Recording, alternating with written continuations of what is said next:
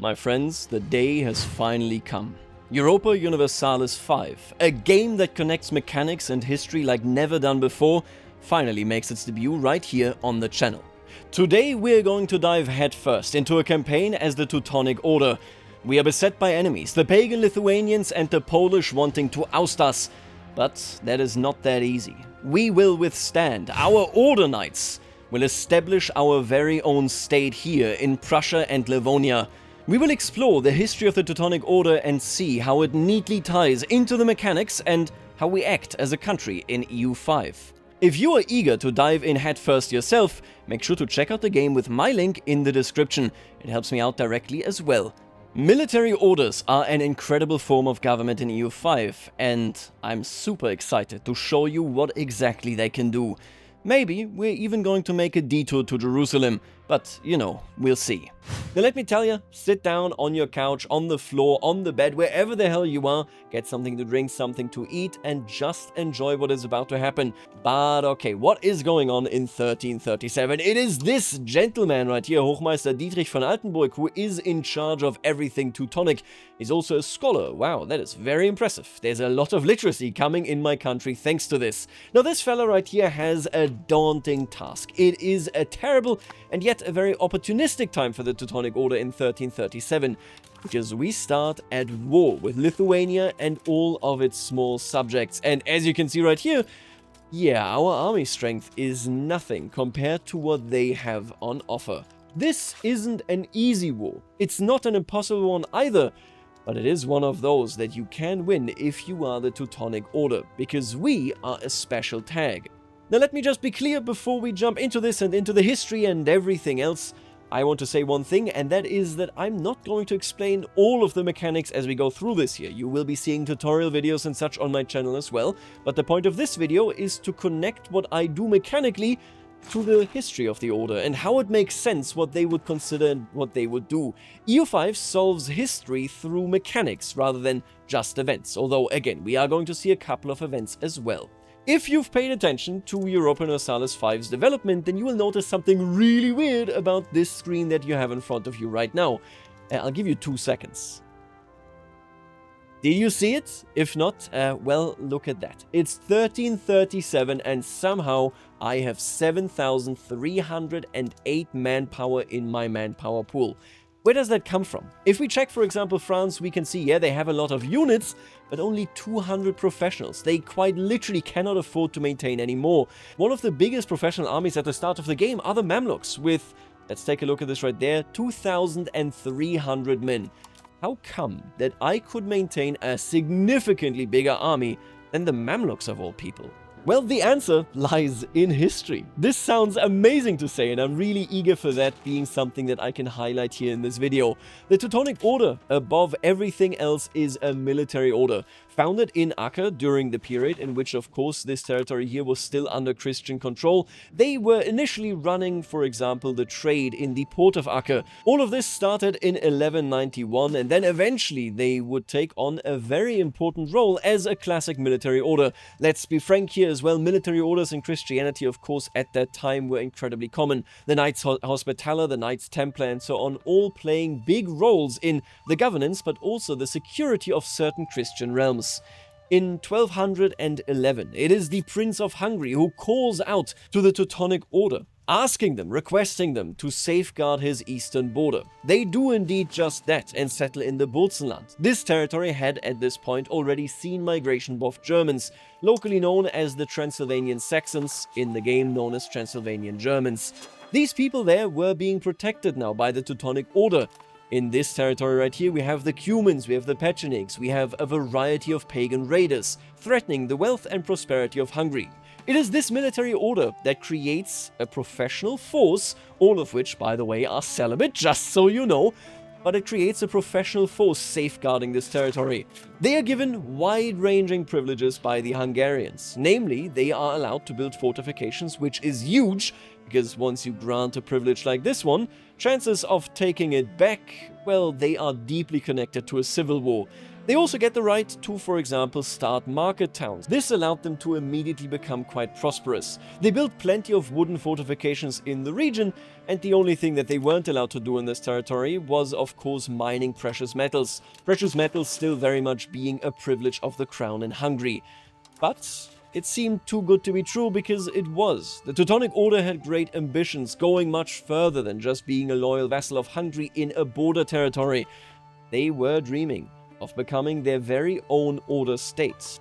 The Teutonic Order, of course, had a mission, and that mission was Christianizing the pagans. If we take a look at the religious map right here, we can see that there are mostly Orthodox people in Romania, or well, modern-day Romania, but of course we still had the Tangrist people right here, the steppe nomads, and this is then directly followed up, of course, by, well, yeah, of course, the Mongols storming westwards as well. All of this made it so that they became incredibly militarized in this period. The Kingdom of Hungary, for a while, was quite happy with them in that eastern portion, but the nobles of the kingdom, not so much. While the king was very happy with them being present in this region, his heir actually sided with the nobles. After 14 years, so from 1211 to 1225, the Hungarian crown decides to oust the Teutonic Order. If you are wondering, well, why would they do this? Weren't they protecting the borders so diligently? Well, yes, they were, but they were starting to name it their own border.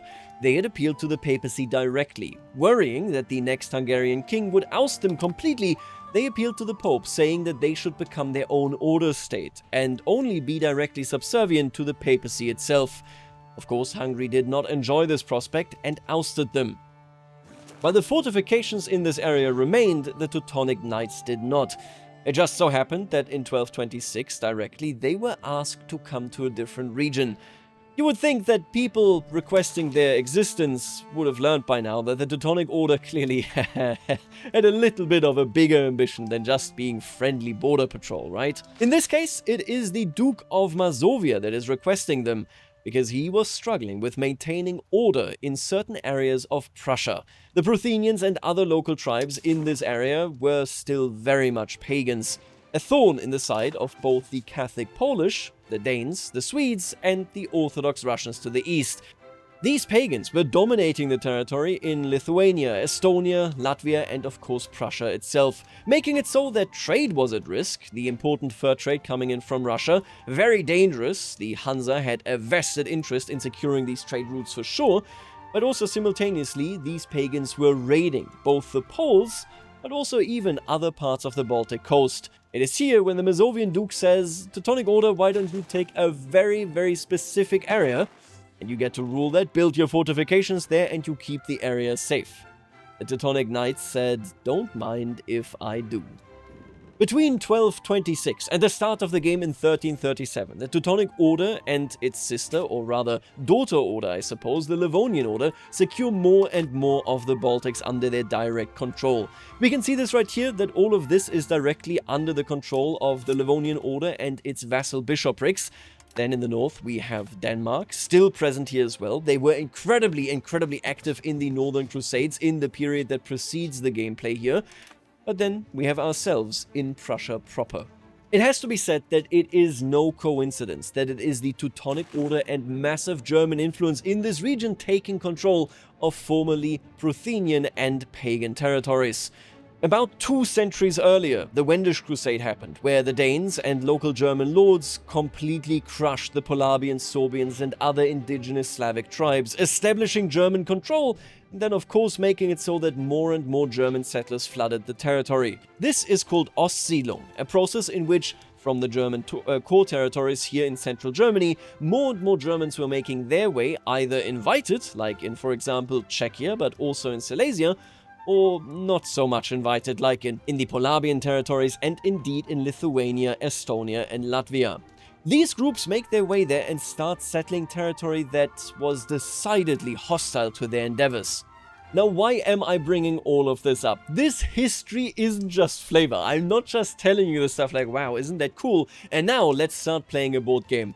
I am telling you all of these things because even without understanding a single bit of the game's mechanics, you can intuitively understand what I am about to do. As long as you understand that I am a military order, and that I am very much in hostile land. These territories here are not settled by people that like me. Everybody is deeply unhappy, this impacts my control massively, and they are all pagans. So it begs the question, how do you survive? What do you do, and how do the mechanics that I keep praising really go into and hook into this history that we just went over? 100 years ago we came to this territory and we have secured a lot, but, well, there is still a lot to be yet secured. Not just that, the Lithuanians, of course, as they are pagans, are hostile to us, but so are the Poles.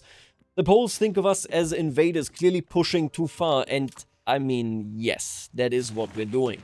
So, how do you do it? Let me do the very basic stuff first. Obviously, we need to do some research here. Research in this game is pretty easy to understand. As long as you unlock institutions, you can research whatever lies beyond them. For example, we haven't unlocked this right here, meritocracy, as it is something that has spawned in Kanbalik, so in deep, deep Asia, very far away from us.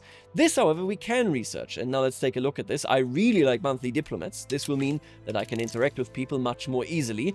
I do like monthly army tradition, especially because this is literally, I mean, come on, called Experience of the Baltic Crusades? That's me! But I will tell you that I think diplomatic capacity is more important right now.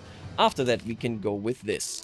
Another very basic thing is the fact that I have a government reform open. You can see right here in this screen, this is my crown power, and these are of course the government reforms that I have that give me certain things that I can do that other countries can't do. Then this right here are the privileges that my estates are enjoying. We have, for example, an incredibly powerful clergy because we are, daily reminder, a religious state. We are literally a military order turned into a state. We can go ahead and actually add a reform right here. We only have 4 that we could choose. There are of course more, but we are not eligible for them, at least not right now. I will tell you, trade office network is really, it's something that I kind of want to take, okay? Just because of the foreign building cost. You're gonna see why in a second. However, in my opinion, quite frankly, I don't think that this actually helps us all that much. I think enforced religious adherence could also be useful for the monthly religious influence. It could allow us getting a cardinal sooner rather than later.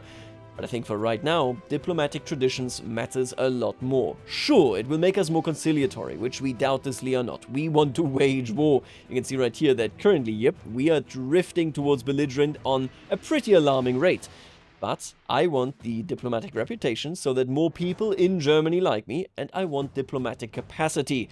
Because, well, it's troublesome ruling these territories, meaning I probably will want more vassals. Speaking of vassals, we have a ton of them already. This is right here the Livonian Order, who then itself has all of these vassals right here. This is called the Livonian Confederation. Technically, by the way, these bishoprics are actually part of the Holy Roman Empire. Not legally in the game, but historically speaking. They are far away from it, but they are deeply connected to it. More on that in just a bit. All of these vassals right here have troops. We are deeply inferior to the Lithuanians, which means I need to concentrate my troops as quickly as I can. It is a bit of a gamble, because the AI needs to manually attach to you. If we tell them to be supportive to us, they are more likely to actually do this. The sooner we can concentrate our forces, the better will it be for us. So, you know what, I'm gonna just lock that in. Now let's understand what makes us strong and what makes us weak. If we take a look at the integration map mode, you can see not a lot of our land is integrated. Integration is something that happens organically in EU5. It isn't just something that, I don't know, happens because we spent enough time ruling over a territory. It depends very heavily on whether the population in these territories likes us and is accepted. Right here, for example, what we have is integration. Yep, this is a core. A core means we get the most out of this territory. This right here is just integrated. It means it isn't foreign land to us, it isn't recently conquered or anything. But simultaneously, yeah, the people here don't like us, they're not accepted. You need 50% being a friendly culture to actually get them accepted, so no such luck right now. And then right here, that is the worst possible territory. It is conquered. We almost get no control and we get a ton of separatism. We have to alleviate that as soon as we can. Obviously, we can't actually turn it into a core, because the entire population right here is, well, Kashubian. They aren't Germans, and, well, take a look at this right here. While they are tolerated, which is more than the Prussians can say for themselves, admittedly, the Prussians also do see us as an enemy, but the Kashubians are only tolerated, and they won't be accepted anytime soon, because to be accepted, we would have to spend a ton of cultural capacity. If a culture likes you, it is way easier to integrate them into your society. if they don't like you and you don't like them, well, yeah, you can't really do this. So this territory is a bit of a lost cause, but we want it to be integrated at the very least so that we can get some taxes out of it no matter what. What you have to realize, and this is a huge nightmare just looking at it, if you have a culture that is discriminated, you cannot raise any army or naval levies from it without having a special law, which, you guessed it, of course we don't have. All of this makes sense historically, right? Obviously, they detest us. They are our enemy and we are theirs, which means they're not fighting on our side against the Lithuanians. Alright, so our land is pretty useless. Nonetheless, well, if we want to actually have control over this land, it's not that difficult, because this is all very coastal, which means this is prime territory for us, and simultaneously we are also looking at all of these vassals right here being very close to our actual capital, which is at this point the Marienburg. Ruling territory in EU5 is not the same as simply owning it. Ruling territory means that you need to actually be able to have control over it. The closer it is to your capital, the better it is connected through ports and through, for example, roads, the better it is for your control.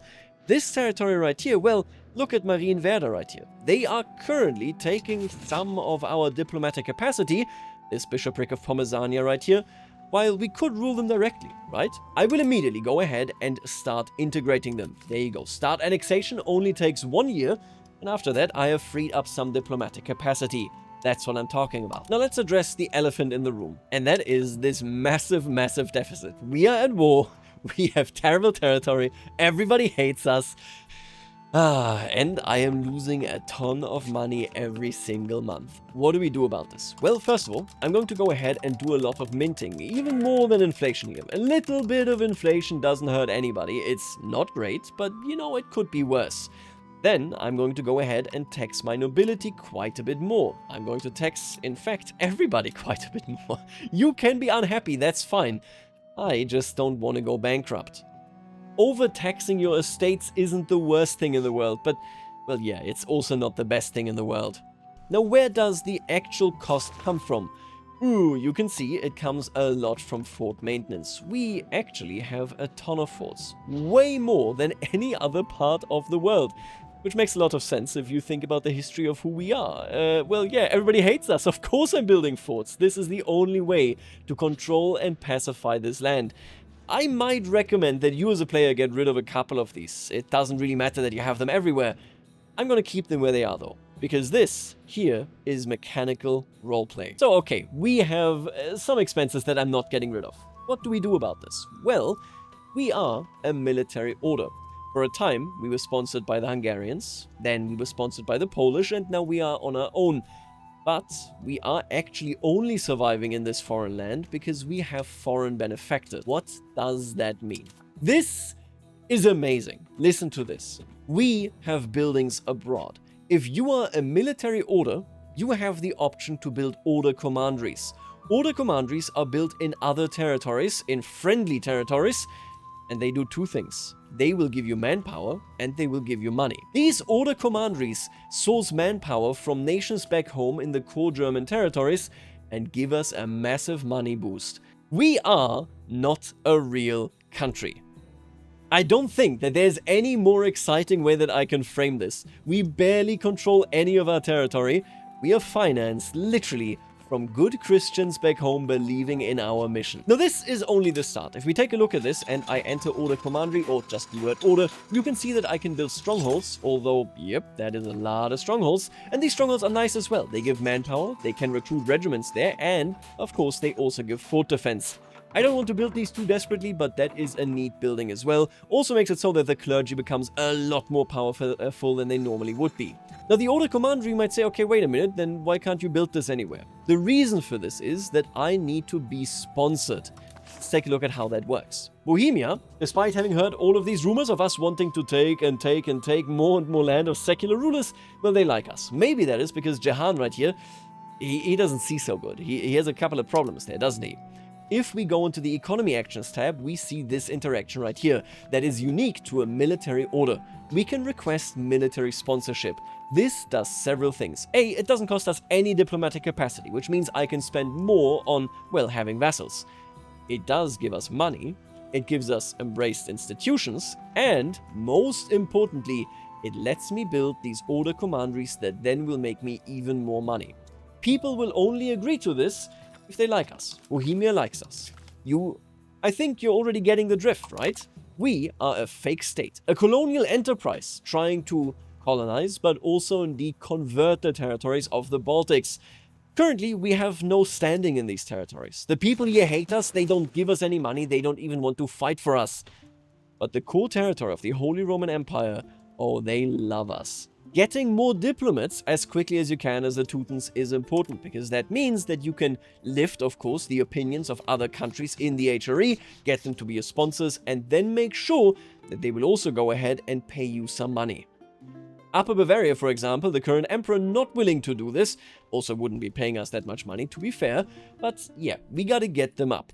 It is very handy, by the way, you can go into this tab right here, and then you can actually see who will agree to this. But again, be careful. A lot of these make so little money that our cut is also not even displayed. There is some money flowing our way, but it is so small.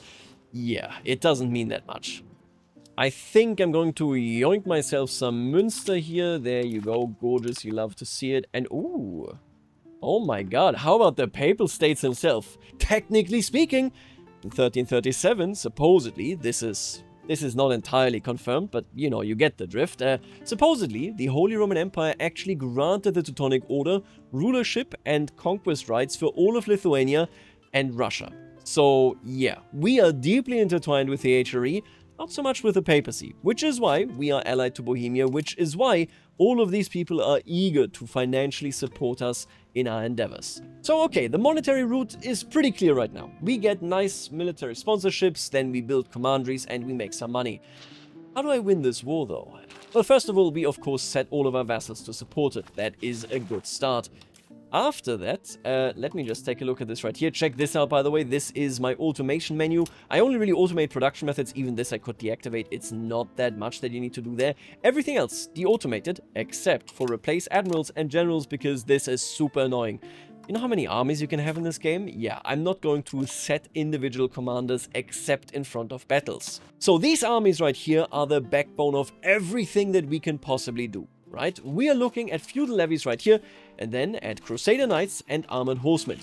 Now I do have to tell you, sadly, that these initial regular units, so these are regulars, as you can see right here, they are directly sourced from our manpower rather than just being, you know, a levy. These are always active, always in our control.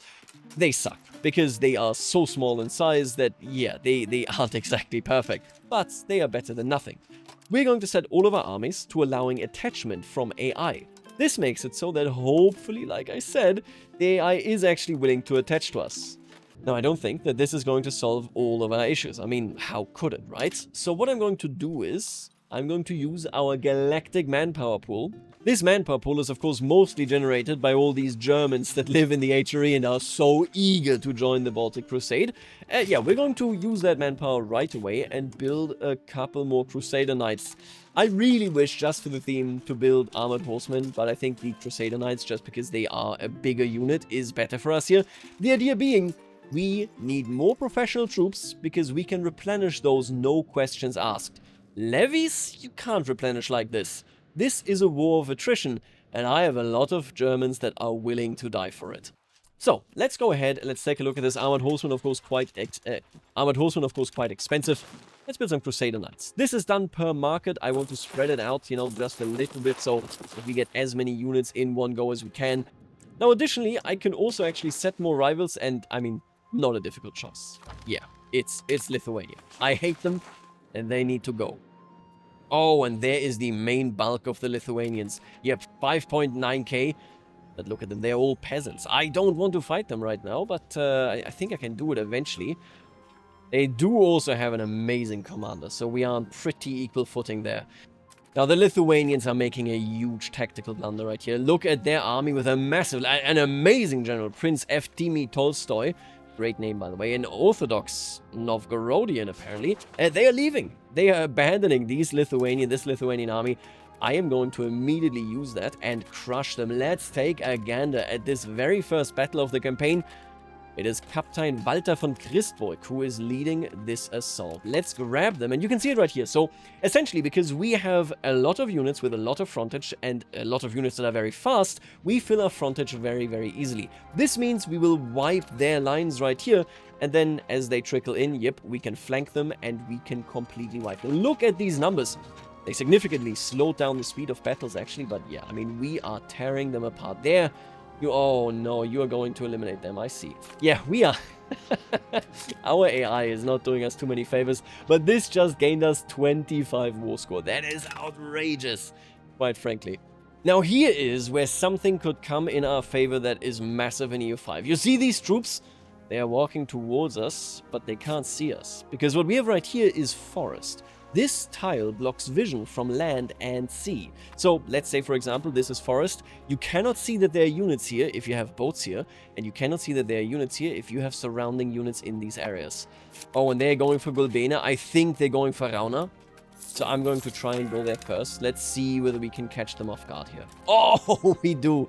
They have no idea that we are in Rauna.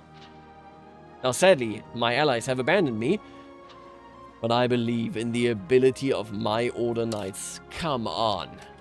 I need new shoes, buddy. This battle here is going to settle the difference. Let's check this out. We're coming onto the battlefield pretty delayed, but we have basically wiped. Yeah, look at that. Their left flank, or well, their right flank is gone, and now we are just flanking them. This gives a massive bonus, in particular, actually, to horses. Take a look at this right here. Flanking ability plus 100%.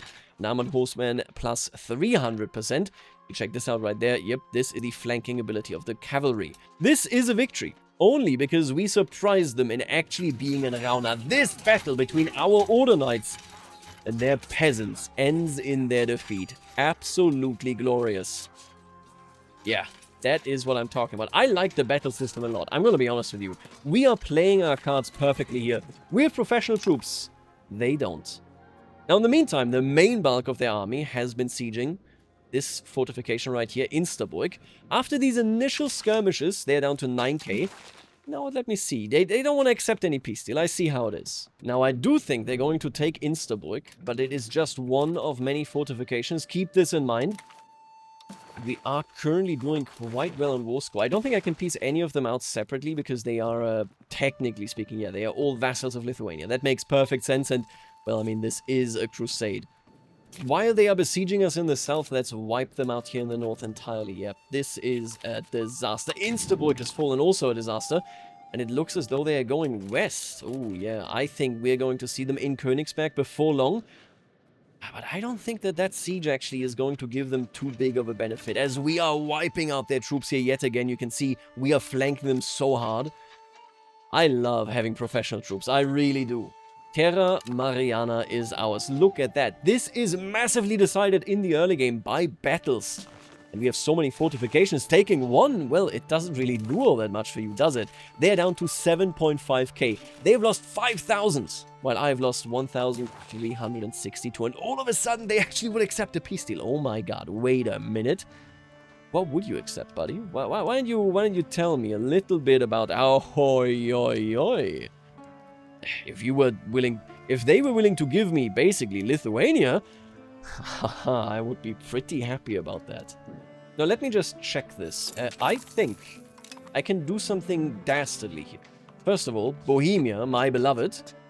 Ooh, they finally like me enough. I can request funds. Now I will not be abusing this, okay? If you take a look at this, there's no real cooldown, which is deranged. They're gonna fix that. Don't worry about it, okay? This means I have money. Bohemia is supporting me. They are my allies. I think that is believable without a doubt. Now, I'm first gonna pay back my debt. That's what you do. We're good debt payers. And then... So this fortification just fell, right? If you take a look at it right now, you can see that they have nobody inside of it. Which means I can storm it. I am going to immediately order an assault. This assault is risky, sure. Boom. Liberated. And since I have professional troops with me here, these troops immediately replenish this fort. Meaning, they are stuck. Hell yeah, brother. Ah, and of course, as we are winning this war, the Prussian nobles are realizing that we are here to stay. Yeah, the nobility in Lithuania Minor is not satisfied with the granted privileges. Let me think. I think you can suck it, buddy. There also goes Pomezania. Very nice. We have annexed them, and while this did negatively impact the opinions of our vassals, we now own something much more directly. Marienwerder is another fortification. It is a road, and this will allow me to propagate control basically much more directly as well. Wonderful. The Lithuanians won the siege of Königsberg. Sadly, it has fallen, but I was besieging Vilnius, and look at that! They have arrived under forced march, completely exhausting their troops. We're gonna wipe them. That's crazy. Their far superior army is going to get cooked. Lithuania is over. Folks, they're done. Let's finish the siege of Vilnius and win this first crusade. Jesus Christ. What an astonishing victory right here. Oh, and now in 1339. And this is something that happened because both of us are Catholic. The Poles have yet again appealed to the papacy, and the Papal Commission has found that we need to return Danzig, Tuchola, Dobrzyń, Kujawia, and Stolp. I don't think so, buddy. Now, technically, they kind of appealed, and only a few provinces needed to be handed over. I will appeal, and after that, I will hand over absolutely nothing, buddy. Vilnius has fallen. And of course the Pope offers us a middle ground. That's so ridiculous. Absolutely not. There will be no middle ground with King Casimir III. I will own the entirety of this territory. So what you're talking about is this stuff right here. You're getting nothing, buddy. You will not surrender an inch of territory.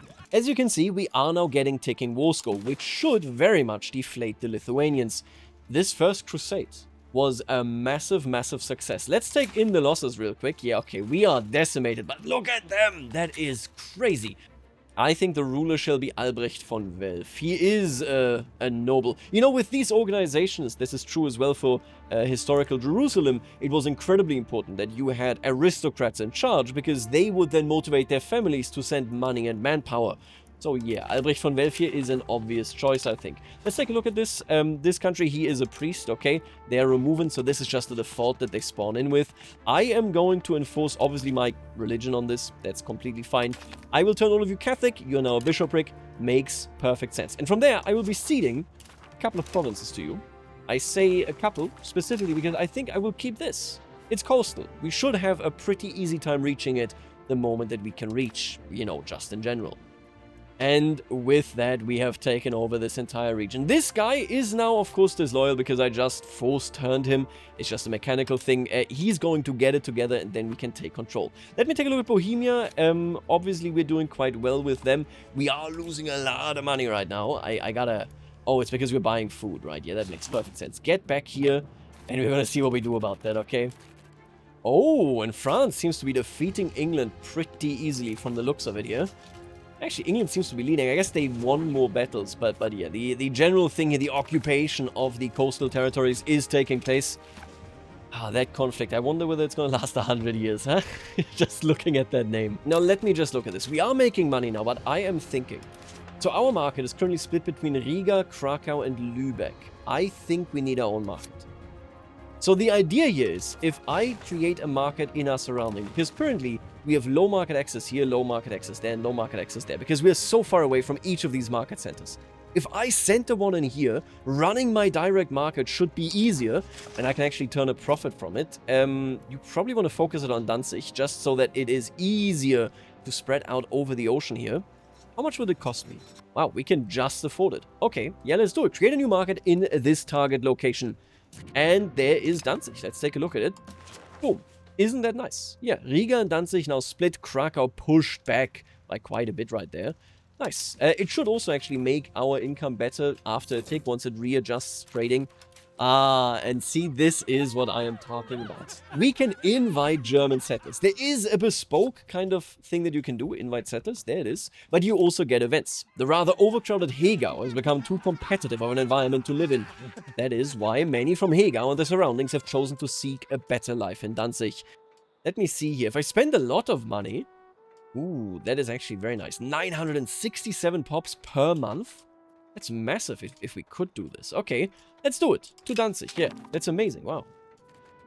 Oh yeah, and look at the Swabians. My god, they really are coming here. That is so cool. And they are going to be super cheap to set to tolerated and accepted. I don't want to discriminate against them. I'm going to add them. I think I'm going to prioritize Swabian migration. Oh, and we can finally host a Curia, right. So, a Curia is the parliament, but for the Teutonic Order, parliament does a lot in this video game. What I want to do is probably change a couple of laws. Let me see. We could promote a member of the clergy. There aren't really too many. Oh, I would love to sponsor a cathedral. It's gonna cost me a lot of money. But if we did get a cathedral... Ooh, do we already have one? Let me check this. So this is actually a huge thing. Oh, we have a cathedral in Königsberg. If you have a cathedral, that is a requirement for you getting a cardinal. So we can see this right here in the religion tab. Once I have enough religious influence, I can request a cardinal seat. I need a lot of influence, but yeah, that is what does it. So I don't need to build one, that's fine.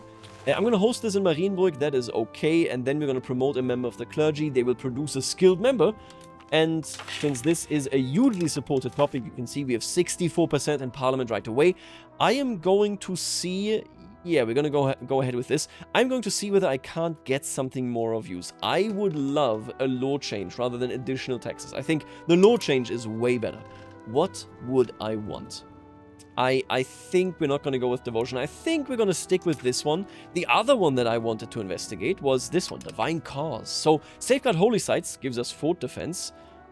Ooh, army morale. Oh, pop assimilation speed. Hello, max literacy.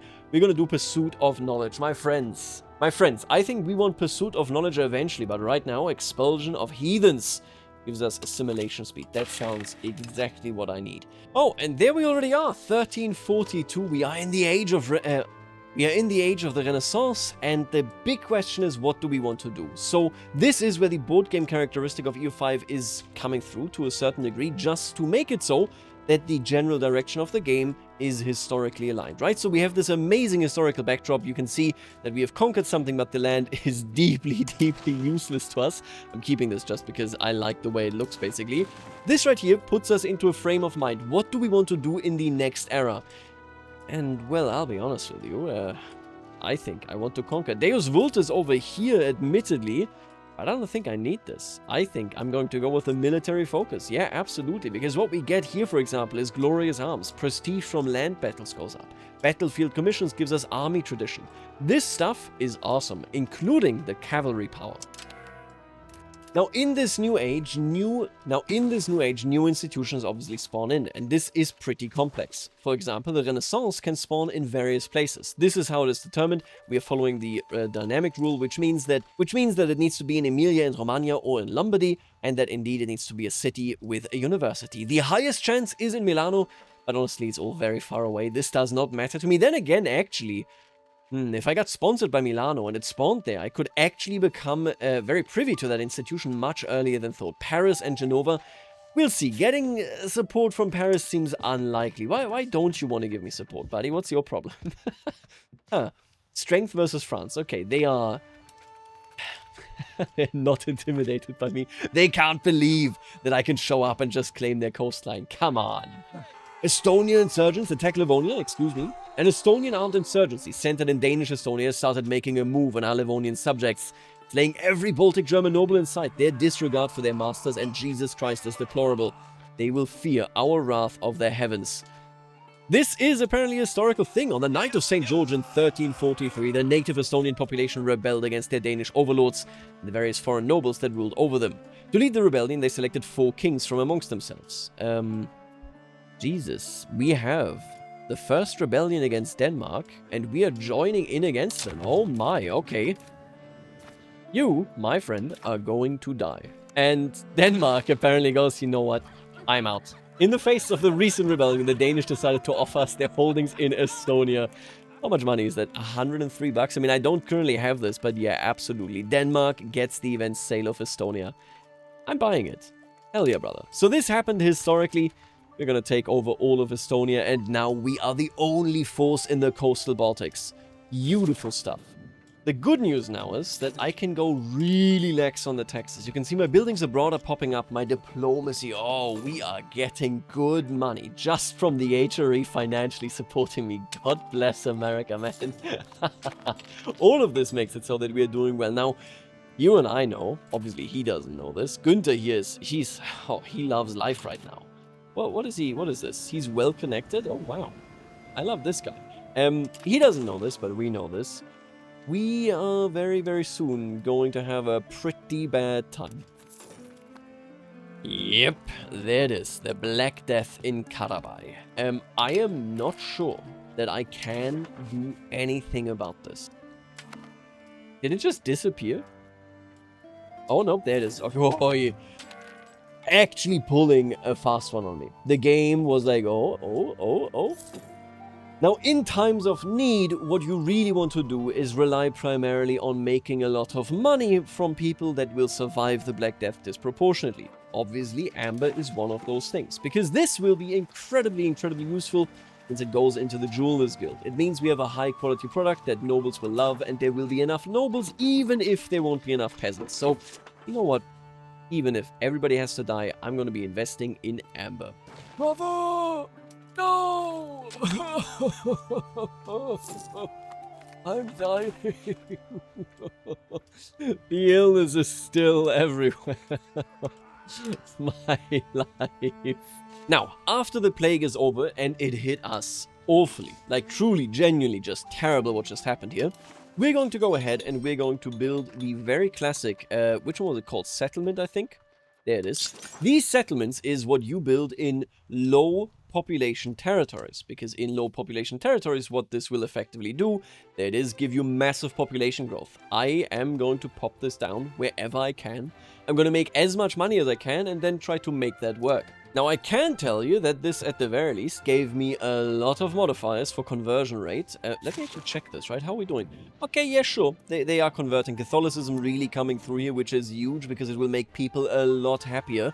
And obviously also actually contribute to my religious unity, which makes the clergy happier. So, okay, not looking too poorly. Religious influence here is growing decently as well. I really want that cardinal seat. Yeah, we're doing okay here. We don't fully have this integration yet, but we are getting close for both of these. After that, we can focus on actually increasing control, on assimilating, on converting, that kind of thing. When we take a look at our roads, right, we do have one, don't we? Yeah, look at that. We're going south, but we're not going east, which is okay, generally speaking, because here we could actually get much, much better proximity, which allows us to control this area, if indeed we actually get some maritime presence. Let's take a look at this. Yeah, so from this natural harbor, we could then immediately spread our influence to Memel and Königsberg. It's the direct connection. We won't really need a road for this. It's just that we need a bigger fleet. So that is good to know. Oh my god, we didn't get any course. Oh, even Danzig has actually fallen below 50% Prussian. That is devastating. That's really bad. Okay. Oh, and just as I go into that, I am getting an event here that is super important. Crusader fervor. The Teutonic Knights were invited to Prussia in 1226 at the behest of Konrad Piast of Mazovia. Their goal was to serve as crusaders against the pagan Baltic Prussians. Being the successors of those brave warriors, we need to continue the crusade against the last pagans of Europe in the Grand Duchy of Lithuania. Christ ist erstanden. We gain an Annex Casus Belli on Lithuania for 4 years. See, even right here in Masuria, we are incredibly lucky what kind of state we are that we can convert anything. Look at the control, because this gives us a massive, massive malus. 91.56% negative effect right here from the lack of control. But thanks to being spiritualist, missionary zeal, it is not gold, enforces religious unity, and clergy is state power. This doesn't matter to us at all. I can convert as I see fit. And well, I mean, that's exactly what we're doing. I can tell you one thing right now. We are going to war against Lithuania, and that man is going to lead us. We have a massive army. We make huge income thanks to our diplomatic connections to Europe. We have worked hard for this. Bohemia and the Hansa very easily topping any other contribution we are getting.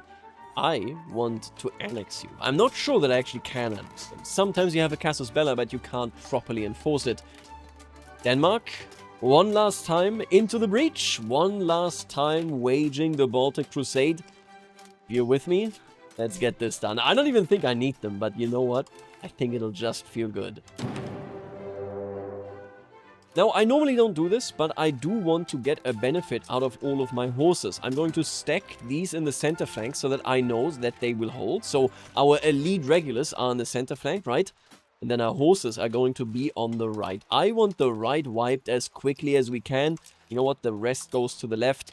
Let's make sure here that we are so well positioned, I mean, like you wouldn't believe. And now we have found them. The battle. Oh my god, and look at that strategy. I think this is genius. Look at this cavalry. They all made it onto the battlefield in literally no time. Jesus Christ, that is a disaster. I am going to go so hard. I have a full plan. This is going to be ridiculous, but that's why I love it. Trust me, it's going to be great. Well, it's over for Lithuania. Let's see what we take here, right? That CB just makes it so that I can take insane amounts of land. Deranged amounts of land. Okay, so I think I'm going to settle on this. We are going to take all of this land. God damn, that's crazy. That war goal was crazy. Straight up. There you go, much better. That is what I'm talking about. If we look at diplomacy, you can very clearly see. So these are all of our sponsors. Poland hates us. I mean, how could they not? And then this is our vassal network. Absolutely wonderful. This is truly now the Baltic Crusade finished. Yes, sure, technically Lithuania still exists in some capacity, but no, it effectively doesn't mean anything. The Kingdom of Poland, frankly, also doesn't mean anything anymore. We have a massive army now, and it is only going to become bigger. And now here we have something very, very interesting. Amber Monopoly. The Teutonic Order possesses many resources and natural riches, yet few are as significant and sought after as Amber. This is why the Order has placed it under the ducal jurisdiction and will continue to treat it as a prized monopoly. However, such protectionism risks angering the burghers, who wish to be included in this trade and could stand to benefit greatly from doing commerce with such a prized resource. We could continue controlling it. We enact a state-controlled gathering policy in Amber Monopoly, gives us trade efficiency, which is amazing, and we get more local crown power. I actually really like this. Currently, we are underneath 25%. Whenever you are under 25% crown power, you actually get malices. They aren't all that significant right now, but still, they're not great. Yo, and there they actually are. Poland declared a war upon us. Man, they must be very confident. Let me just check this. How are we doing? So I think we're gonna be fine. Surely we're gonna be fine, right? If nothing else, I'm just gonna go ahead and maybe recruit some more regulars. Some more horses maybe might be nice. There are plenty of sponsors now inside of the HRE. And now here's the most important part. Check out this army tradition. This is massive. It mostly comes from the fact that we have been sponsored very significantly by other people. So the more contracts you get, basically, the better will you be. But take a look at the army morale, the siege ability, and the monthly progress to land. That is crazy. The Polish are marching into my territory as though they already own it. I guess that I should have given it to them in the compromise, thanks to the papacy. But listen, I don't think so, buddy. Let's take a look at this battle right. Jesus Christ. One tick, a single tick has passed. I already have everyone on the battlefield. That is crazy. Actually nuts what just went down here. Jesus. Okay. They have 22,000 troops. Oh, because Hungary is in on this. You know what? With Hungary, this could become pretty tight. I actually think this is going to be a loss if Hungary is in this. Next battle is this one. We have relatively low morale because I force marched us over here. But just look at this. This is crazy. My horses are instantly on the battlefield. We do, of course, also actually have some noble cavalry, but everything here goes through my Prussian cavalry. My armored horsemen are completely deranged. Let's go in. I think I can crush them in turn. Maybe we're even going to get reinforcements, although it doesn't seem that way. Yeah, we get so much onto the battlefield. We have very few units. Really keep this in mind because these are all regulars, which means they are very small in size. However, it does mean that each and every single one of them gets to attack the units in front of them. Let's see, we are at 814, 793. They are taking a massive, massive amount of damages here. Oh, and we did get the reinforcements. That is huge. Thank you. Shout out to Livonia right there. You love to see it. Look. What do you even say to those numbers? We're still looking at 18k. They are carpet sieging me all over my land. I had to fall back. But I think, since we have this many fortifications, we might be able to pull this off. I just need to interrupt them whenever they get close to actually finishing sieging something. As you can see, I can just completely eviscerate them the moment that happens. We are getting closer to decent comparable numbers here. I just need to make sure that my, my elite units are constantly replenished. This is a war for survival. Oh, I actually wore them down. We can take some land. Just a teeny tiny little bit of land. You know what? I don't really want your land right now. We're gonna come back for that. Okay? I'm gonna grab your land in due time, my friend. I would prefer... Why don't you just go and revoke? Could I instead get you to pay me war reparations? Wouldn't that be amazing? Thank God that I have all of these fortifications here. That's the only reason that I can demolish the AI like this. Oh, and it's 1372. Finally, I can request a cardinal seat. So this is what I've been waiting for, because this will allow me to do so many things going forward. You can see my religious unity, of course, has shot up. I'm going to stop converting now because, well, yeah, virtually everybody here is Catholic. That is wonderful. Let's request a cardinal seat, and I think in Danzig, just because it is way more important of a city, please give me a seat. Yes, let's go. Alright, and after converting everybody to our faith, it is now time, yep, there you go, that we actually start assimilating.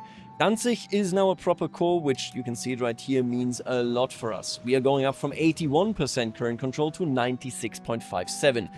Finally, we are making this land our own. It took me now almost 40 years to get to this point where I can finally say, hey, these integration levels, they will be a thing of the past.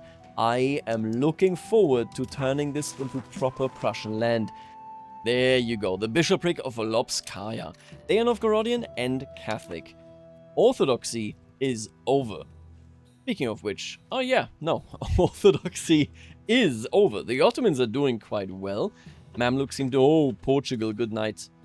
Have a good time. Netherlands, obviously, it's incredible. Brescia seems very powerful. Okay, well, there's a lot of movement on the map, I can tell you that. Literally no other country but a military order can do this. The amount of professional troops that we have here is deranged. This is the true history of the Teutonic Order and Poland. Except, this time around, the Teutonic Order wins. Raw action, right here. It is crazy how strong it is to be a military order, and let me just tell you, you want to reform out of this eventually. I don't even have, obviously, right, professional armies right here, but once I do, and once we can actually compete with the manpower that we, well, generate in general, although right now, given this war, yeah, we've bled a lot, right? But ultimately you want to kind of pivot out of this, I think, just because then you can have a professional army in your own right. It's really, really strong. Now that we have also adopted banking, we can finally go towards the direction of the dock. Why is the dock so important? If I ever want to cross the ocean, I definitely need sailors. And, well, luckily, the dock actually gives us that. Let's take a quick look at the HRE. What are they doing? They are very decidedly now voting for Bohemia, clearly leading the charge right there. And it looks as though, yep, they have sealed the Golden Bull. How are you doing right here? Oh, but Bohemia is only a Holy Roman figurehead. That is interesting. It looks as though the HRE is much more decentralized than ever before. Being the figurehead, does that change anything on the topic of intervening in wars that, you know, I might start against his members? I think he still has to go in against me if I were to attack. Yeah, there he is, Bohemia. So, you know what, I'm not gonna mess with you, that's okay, but it seems like the HRE is extremely decentralized. Man, what an intense Netherlands color right there. My idea right now is that I need the schism to be over, because then I can call a crusade. And trust me, I want to call a crusade. See, so let me explain a little bit what I have done off screen here. I didn't really detail this, because I don't think that this is this kind of explanatory video. But like I said, we have now established a whole bunch of Prussians in our land. We aren't the majority everywhere yet, but without a doubt we have established much more core territory, and everything else is at the very least integrated. What I've done after that is build a whole bunch of roads. It's pretty comparable, pretty on par, I think, with all of the other major territories. But as you can see, what it does is that we have a very centralized area right here. Next up, I am researching merchants and trade, the dock building, early carracks and bark ships, making it so that I can finally then dominate the ocean. My actual goal isn't the Baltic Sea. We are gonna terrorize this a little bit, I'm sure. But look, if you have a ship and you want to go anywhere, well, you know, just saying, yeah, you probably need that tech. And there they are, our very first cannons. Now that is what I am talking about. Yes! Oh my god, finally. The Catholic Church united again. With my two cardinals, the entire time I supported Rome, and now that Rome is back in control, that means that we can yet again use all of these courier votes. Now what you normally do at this point is that you start looking around for areas, at least that is how I do it, that are 20k or above, somewhere around that angle, so that you can turn them into towns. The idea being this then gives you more control, it makes you It makes it so that you can build certain buildings like libraries and temples much more often rather than just in the locations that you already have. Elbing here, for example, is a great case. Now, normally, you want to avoid locations that have food goods, and this is technically ideal. I shouldn't be doing this in Marienburg, but I will also say I think that's okay. This region here in particular has a lot of food sources in general, so I think we will be okay. I'm gonna be upgrading all of that stuff into towns at the very least. We just need to afford it and then we can do it. And here's a dock building now. Like I said, I really wanted the dock building because this will allow me to head, yeah, get some monthly sailors going right there. Man, you know what really is this? You know, it's really one of those things where I get lost in just creating a central economy rather than, you know, actually blobbing and such. Trust me, I'm gonna do any of that. But I'm just saying, I'm building towns and it's really neat. Finally, I can also embrace Renaissance and brothers, sisters, we have built cities, towns. Everything here has been upgraded. I mean, we've built libraries. Our people are beginning to read. They understand the words that are written in the Bible. Surely, that won't be a dangerous thing. Check this out, by the way. We are trading dyes to the Lübeck market. Very nice. Anyway, we have handgooners now. And these handgooners are going to teach Poland a lesson. I will be intervening in the Second Polish-Halician War. Yep, look at that. The flanking damage is insane. Jeez. Wasn't even close. Oh, and it's happening while I'm beating up Poland. I have to stop beating up Poland. The crusade has started. The Pope has called for a crusade against Egypt. There's a lot of religious zeal right here. Everybody's involved. Although I'm pretty sure... Oh, it is so many. I missed the vote for the crusade. Folks, I am giving Poland money, I guess. Frankly, I don't care. That is not what this is about for me. You're not getting my land. Who are you? You want the city of Danzig? You are a sicko. You are crazy, brother. Okay, I can do this one. I defeated them in a couple of battles. We could do even better, but I don't care. I need to get out of this war, because Egypt is mine. I swear, nothing will get in my way. Papal States, I would like to join your crusade. Yes, how did you know? Wow, look at that. We are in the crusade, let's go! Here's the deal.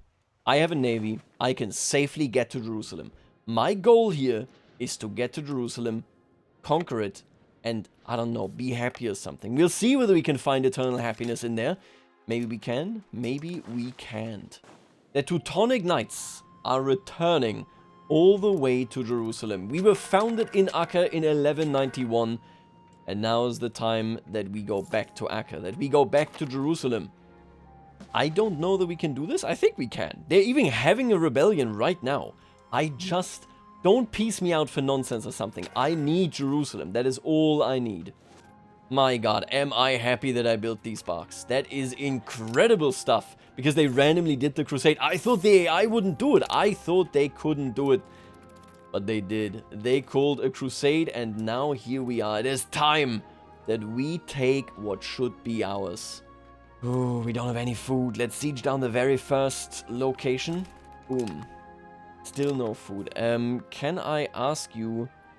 I want you to gather food and distribute it. Can we get that done? Yes, I sunk their navy. Don't you come close to me, buddy. That's lucky. Okay, I think they are actually eating. They are not technically starving. Close enough to starving, I guess, but not quite. My friends, we are back in Acre. It is time that we take it. Can we actually do it? Honestly, I don't know. None of my... Oh, my companions have shown up. And I see the Mamluks. How many troops you got in total, buddy? 11,000? I don't know. So this army is barely surviving, but it is surviving. Oh boy, I need the Pope to not piece me out. That is all I can say. 1421 is when we returned. If we get attacked from the shadows, we get attacked from the shadows. There would be nothing that I could do. I paid Poland to be here. That should be on a shirt, honestly. I paid off the Polish king to do this crusade, and all I got was this t-shirt. I swear to God, if the Pope steals this from me, by the way, I'm gonna lose it. Oh, and we are losing ships now. They are so damaged. You know what? I need you to keep supplying them. You can go into this port once I take it. Come on. Yep, that's more ships lost. 28%. Come on. Give me the siege. Oh, come on. More ships lost. So many ships lost. Oh my God. All of my naval levies, I think, are gone. I believe everything that remains... Oh no, actually. Most of my real ships are gone. Jesus Christ. It seems pretty equal there. Yes! Akka has fallen. Get in there. Okay. Akka has fallen. My friends, Al-Quds is next. Jerusalem will fall to me. Oh no, Castile is here. Oof. Castile being here now is massive. That's unbelievable. I guess they came over the moment I took Akka. That is so funny. Opportunistic is what I would call that, but alright. I need to try and get everything that I can. The Castilians are here. Oh, are you attacking me? There is no shot. Leave me alone. Oh, they're attacking me. Castile? Castile? Are you helping me? Okay, Castile is helping me. But I think they're gonna be too late, yeah. And now that is the siege of Al-Quds. I am the one, just for the record, occupying all of this stuff. Oh my God, more and more of the Mamluks are rebelling. Yes! It has fallen. Ladies and gentlemen, it has fallen. What do I do from here? Hope? Piece me out. Stab me out, buddy. Can he do that? What a crusade.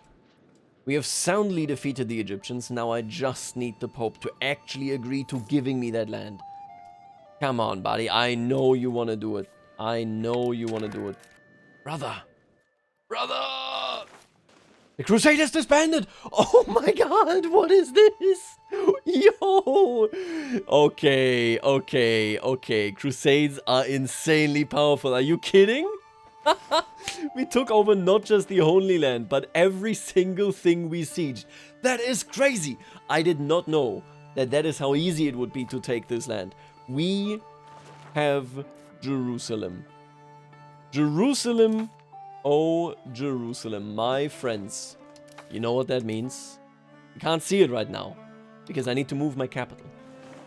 But that means I can be Jerusalem.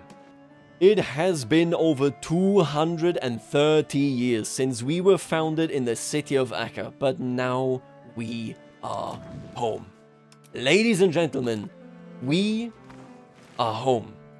I'm so grateful that the Pope actually gave me land. This down here is Bodegor, but the Mamluks have been defeated resoundingly. The Holy Land is ours. Now here's the deal. If you want to form a formable, you have to have your capital in the right area. You have your capital in the right area, you need to have something be a core. In this case, this territory here isn't even integrated, it is literally nothing. Immediately and right away, it is now time to convert and to assimilate.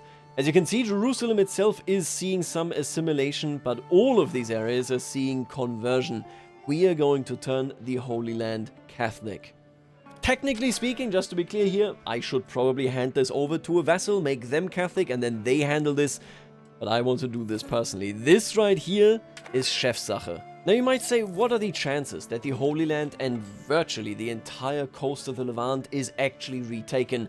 Honestly, if the Mamluks really were as shattered as they are in this game right here, I mean, okay, Egypt excluded, I think this isn't that unrealistic. Because we are now at an age where we can have wider distances crossed by a ship. It is no longer strictly necessary that you are in full control of Anatolia, not to mention that Cyprus, Rhodes and indeed Crete are in friendly hands. This isn't impossible if the Ottomans never rose and if the Mamluks were indeed completely incompetent. There are many competent realms here on the map right now. The Mamluks were not one of them. And you really have to appreciate just how happy everybody is to see us here. I mean, we arrive and everybody is literally 100% happy. Oh.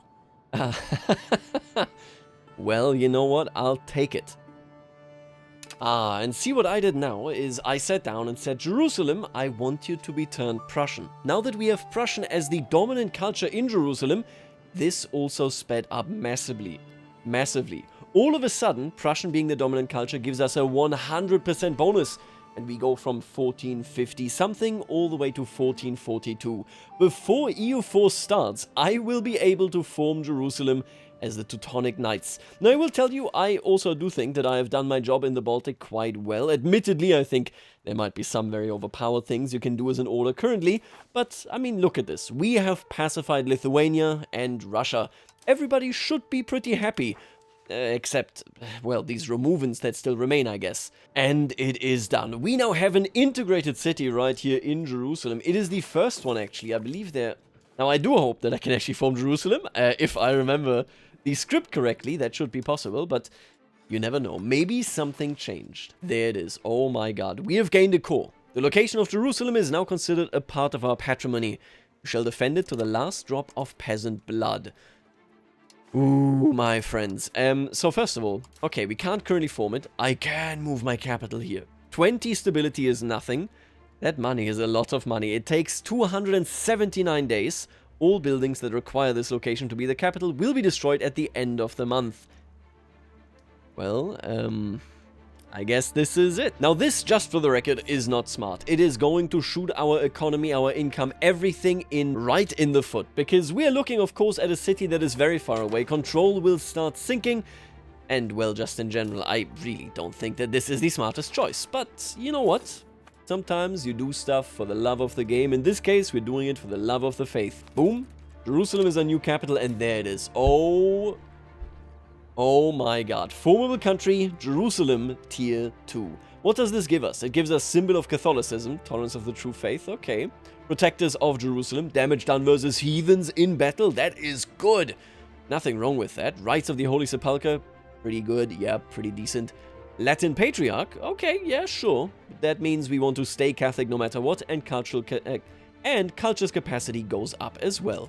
Most importantly, if you ask me, is that we now have a really cool flag. Now, this does mean we cannot form Prussia, and Prussia is surely better, but, I mean, admittedly, being Jerusalem is the ultimate thing that you want to do if you are the historical Teutonic Knights. They weren't even close to getting it done. We, on the other hand, we did it pretty easily. Now, theoretically, and I'm just saying this, I could continue this and start to build an Outremer, a very significant, massive Crusader realm in the, well, Near East. But for that, I would have to give this up to, I guess, vassals, right? It seems very risky. Folks, I'm going to leave you right here. We built up our Teutonic Order. We showed you the power of professional troops. If you are able to use the massive manpower that you get if you're a military order. This is a government that plays differently. And this is a historical situation that works perfectly within the game mechanics. As far as history is concerned, you have the same exact concerns that your actual Hochmeister would have. Gregor Schlick right here, which is a hilarious name, is going to be the last Hochmeister, now that we are indeed based in Jerusalem. Folks, if you enjoyed this, make sure to leave a like, check out the link in the description, and, well, EU5 is coming. I will leave you right here, and I'll see you later, alligator.